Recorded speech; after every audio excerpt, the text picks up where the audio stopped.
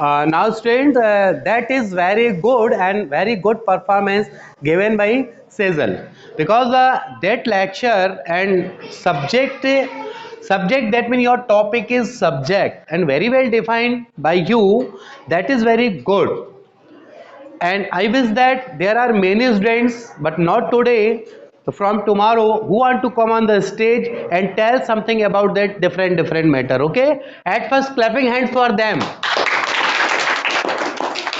And now here today is my small, very small target, but target is very useful for you. Which type of target?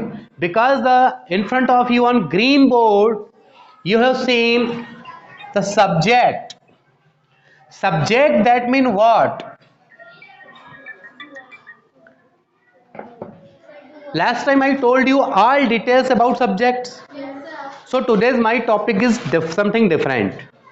And lecture number second, perhaps lecture number second, that is related to, and these are lecture number what? Lecture number 8. So what is must for you for spoken? I told you last time. What is main point is that? First point is that listening. Okay.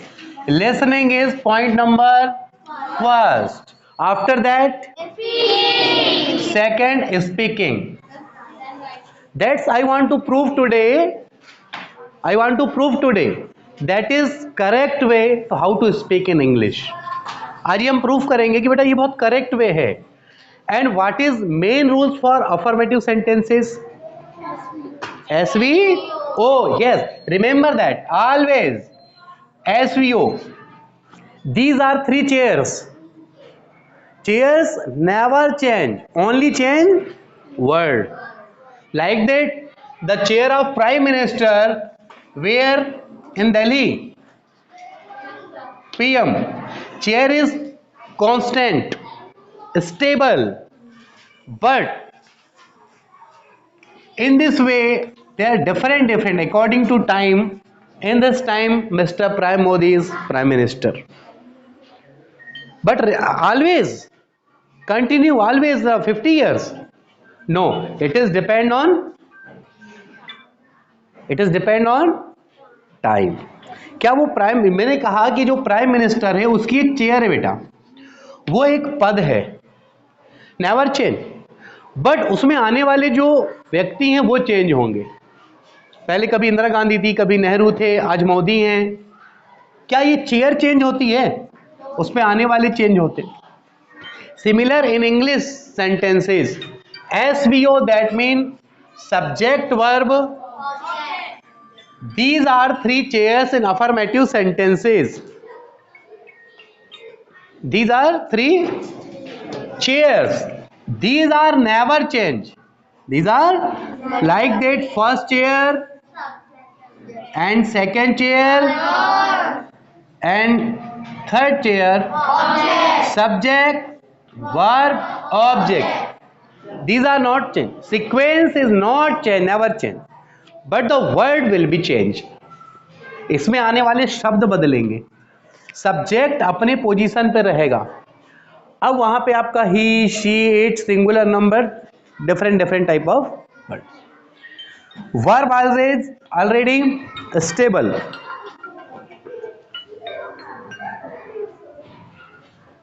Verb stable होगा object. इसके बारे में आपको बताया जा चुका है. Any confusion? No. और जिस भी स्टूडेंट्स ने नहीं देखा है तो वो अपने VCP एप्लीकेशन पे जाकर के वो lecture 1 to 6, from lecture second to first is introduction lecture, from second to 7, that is all material related to SVO and how to use. But my target is different. My target is how to use after subject is RM and was verb. आज का मेरा जो आपका topic है बेटा, ये बताना है कि सब्जेक्ट के बाद आपको क्या यूज करना है. Is, are, am. बता दो, क्लास चालू होगी.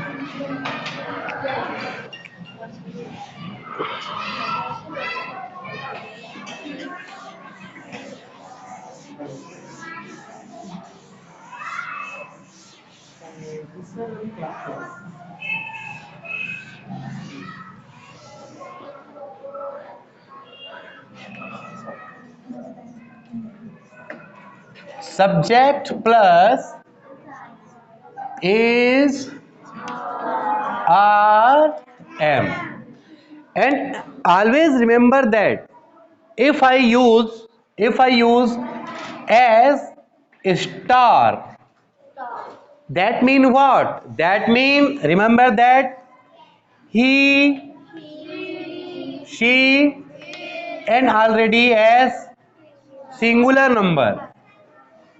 Okay, always remember that.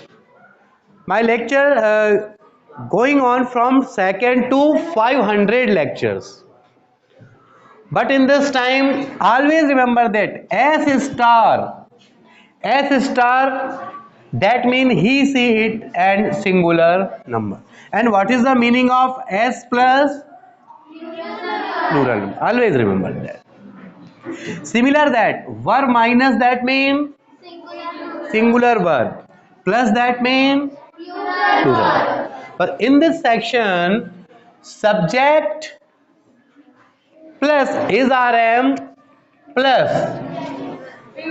which type of use? Today's different type of use. इसके बहुत से उपयोग हैं. But I want to prove without tense, how can you do? कैसे विदाउट टेंस? आपने नहीं पढ़ा ना. और मैंने फर्स्ट डे में क्या कहा था? At first listening, after that speaking. Listening and that is must for how to learn speaking English. कोई भी लैंग्वेज होती है जो पहले आपको सुनना है और उससे फिर सीखना. क्योंकि मैंने आपको लास्ट टाइम भी कहा था, एक बिना पढ़ा लिखा इंसान क्या हिंदी नहीं बोल पाता हमारे भारत में? उसको अगर आप पूछेंगे, कई ऐसे होंगे बोले अनार लिखकर बताओ, नहीं लिखेगा, लेकिन बोलता है ना वो. तो फिर कैसे बोलता है? यानी उसने बचपन से सुना है और सीखा है. तो लैंग्वेज यही चाहती है कि आप सुनकर के सीखें. Subject is RM plus to and first form of the verb. To first form of the, that is my target. आज का मेरा जो तरीका है वो ये है, आप ध्यान रखना है. जब मैंने ये इज कहा तो आप देखो बेटा, इज में मैंने क्या लगा दिया? इसका मतलब उसके साथ सब्जेक्ट कौन सा हो सकता है? He, she, it, singular. Are, अच्छा, एम किसके साथ यूज होगा?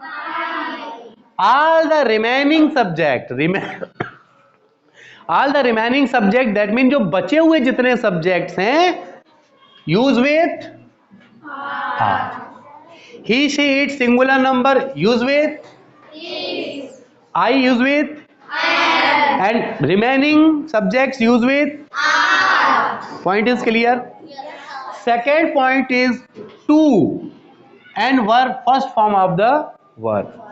And always remember that after to never use other form of verb. यानी इंग्लिश में टू के बाद वर्ब का कोई अदर फॉर्म कभी यूज नहीं होता.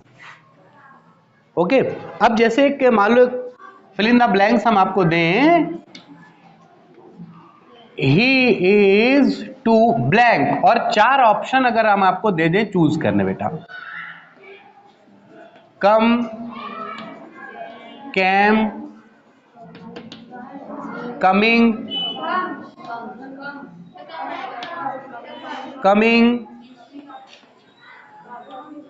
कम्स. How to choose? तो आपको ये बात मेरी याद रखना है हमेशा कि क्या यूज हो चुका बेटा, और टू के बाद हमेशा वर्ब कौन से फॉर्म में होगा? First form. तो फर्स्ट फॉर्म कौन सा सही है? ये सही है. तो फिर जवाब क्या आता? तो आपको यदि एग्जामिनेशन में आएगा तो आप कर लेंगे. देखिए, to first form of the verb. After some time you can speak this type of sentence. थोड़ी देर बाद देखना आप भी बोलेंगे. जैसे ये कहां यूज होता है मैं आपको बताता हूं. In all over tense, voice, in modal. Not has this type of sentence in also Hindi and also English. आप टेंस पूरा बन जाए, आपको मॉडल बन जाए, वॉइस बन जाए, आप इसका नहीं कर सकते जो होता है. हिंदी के हिसाब से मैं आपको थोड़ा टर्न करूं, जैसे कि मैं एक सिचुएशन समझो, मान लो कि मैं आपके घर चाय पीने आने वाला हूं और मैंने बोला तो आज आप शाम को तैयार है ना, मैं आपके घर आने वाला हूं,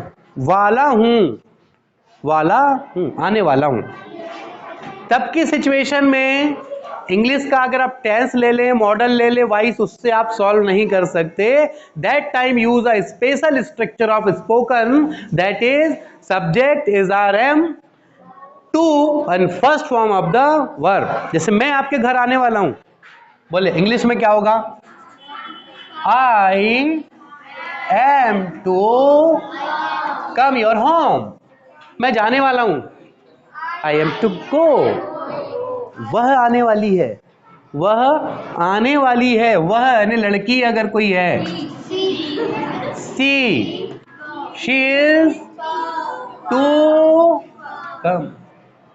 मैडम पढ़ाने वाली है, ma'am is to teach. Now clear? तो अब आपको यह पता होना चाहिए कि जब कोई काम करने वाले होते हैं तो ऐसी सिचुएशन में आप क्या करते हैं, ठीक है, इन इंग्लिश। अच्छा, कई बार ऐसा भी होता है, ये तो मैं प्यार से चाय पीने आने वाला हूं, हो सकता है कि आपने कोई बड़ी गलती कर दी है और मेरा बोलने की टेक्निक चेंज है, बेटा आज तो बच के रहना, आने ही वाला हूं। अब दैट इज वे चेंज। तो वे चेंज हुआ मेरा, तो फिर इंग्लिश में कैसे बोलेंगे? हिंदी में तो समझ आने ही वाला हूं और ऐसा भौं को ऊपर कर लिया मैंने। और मैंने आपसे कहा था every language want expression, expression and activities must for any language. सभी लैंग्वेज में एक्सप्रेशन जरूरी है। छोटे बच्चे को आप हिंदी मिलाते, बेटा यहाँ आओ, आप हाथ से भी ऐसा करते हो, ऐसे भी करते हो, ऐसे नहीं बोलते हो बेटा यहाँ आओ, नॉट बेटा यहाँ आओ। ये this type of expression is must for. So situation in English अगर वैसा बोलना है तो जैसे कि मैं आने वाला हूँ, आने वाला हूँ, so in this time you can use senior students, tell I am about to come, इसका यूज कर लो। तो इसकी हिंदी है मैं आने वाला हूं, मैं आने, फिर मैं आने ही वाला हूं, आने ही। Impressive, that mean what? Impressive sentence, थोड़ा प्रेशर देके कहा आपने, बात समझ आई? सो अब कल करना क्या है आपको? आपको ऐसे वाक्य मैक्सिमम 10 सब्जेक्ट लेने हैं आपको। कितने सब्जेक्ट लेने हैं? Different different, not again repeating, not any subject you have to repeat. आपको कोई भी सब्जेक्ट रिपीट नहीं करना है, ठीक है? अच्छा, आपको जैसे कई बार हम ये कहते हैं, सभी मैंने कहा you have to repeat, you have not to repeat, कहा हमने? हैव टू लग गया ना, हैव टू। बात को समझ लेना, जब हैव यूज होगा तो समझे आप। जैसे जब भी सब्जेक्ट प्लस हैव के साथ टू और फर्स्ट फॉर्म लगता है ना, तो क्या होता है? इसका हिंदी मतलब पता है? ना है। कहने का मतलब इस सब्जेक्ट को, इस काम को, सब्जेक्ट को, इस काम को करना। मुझे जाना है, आई हैव टू गो। तुम्हें करना है, यू हैव टू डू। ठीक, यू हैव टू डू मतलब आपको करना है, ठीक है? तो हैव टू वाला भी यूज नहीं करना, मैंने आपको नॉर्मली बताया है। आपको कल क्या करने हैं? You have to take, you have to take, आपको लेना है, you have to take 10 subject and different different subject. यानी एक बार आपने ही ले लिया तो फिर से ही नहीं लेना है। He, she, it, singular number, they, we, different different, और इनके साथ आपको इसका यूज करना है, ठीक है? और ये वर्ब अपनी मर्जी से लिखना है, खेलना, कूदना, जाना, पीना, जो आपको लगे वो। How many sentence? The 10 sentence use with these. और नेक्स्ट लेक्चर में जब ये इज आर एम होगा उसके स्थान पे वाज वर होगा, तो सब कुछ वही होगा, आने वाला था हो जाएगा। क्या हो जाएगा? आने वाला था। अब जैसे मैंने आज उसको बोला मैं कल चाय पीने आने वाला हूं, मैं गया ही नहीं, धोखा दे दिया। अब दूसरे दिन सर आप आए नहीं, अरे मैं आने वाला था पर मेरे को ना बहुत जरूरी काम था, मैं बहुत बिजी हो गया था। तब मैं जब बोलूंगा आने वाला था तो क्या बोलूंगा मैं? I was to come but I had some work, लेकिन मेरे पास बहुत सा काम था, हैड बोलना। तो कहने का मतलब ये है कि ये वाला जो कंसेप्ट, किसी को कोई कंफ्यूजन है इसमें? Any confusion? And how many sentence you have to do? 10 sentences. Okay, and these are not related to tense directly. Okay, subject is rm, after that to, and after that using direct verb or not using similar verb. Not using similar verb, the verb is also different you have to use. यानी आपको जो use करना है ना verb वो भी different, नहीं तो जो खेलना पकड़े तो पूरे में खेलना लगा दिए। सब्जेक्ट भी चेंज, वर्ब भी चेंज। ये आपका होमवर्क रहेगा कल का, ठीक है? And any students who want to come from tomorrow, not today, from tomorrow in presentation, and what's the topic? You can again, and what's your topic for today, next day? Okay okay okay, thanks.